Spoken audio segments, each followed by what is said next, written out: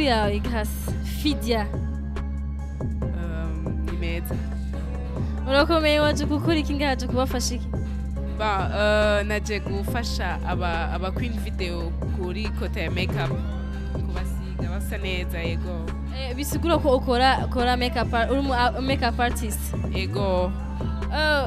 nibo bagwamagaye canke nibo wapropose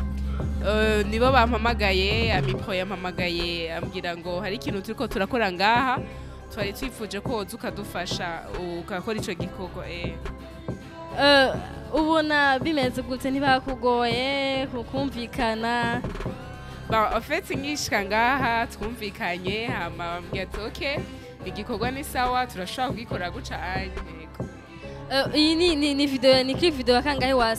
shooting kangahe wasurukuwa urakora akazi nkako ko hariho benshi batitaho ibintu byo gukora makeup abakobwa babo iyi ni kangahe iyi video igira kane bisigura ko ni nkeya cyane ku ma video akorwa ngaha mu Burundi ikibazo kiri he en fait nuko abantu batarabitahura abantu bari muri abaririmbyi cyane ntibaramenya yuko clip itegerezwa gusa neza mu gihe irimo umukobwa asa neza yego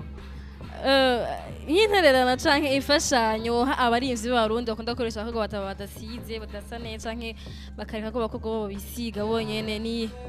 en fait abantu bagerageza kubanira uburyo cyane kenshi ntibabishira muri devi yo gukora iyo clip ariko bakibagira yuko ashobora kuvyigirira ugasanga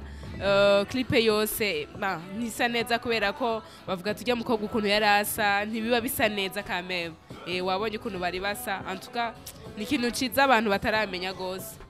iyo bagwamagaye wowe urihuta kwitaba ntagogora en fait kenshi uretse uyu munsi byagoranye amipro yagerageje kubisigurira mugabo kenshi barambwira ati turafise tournage uyu munsi turifuza kuzoza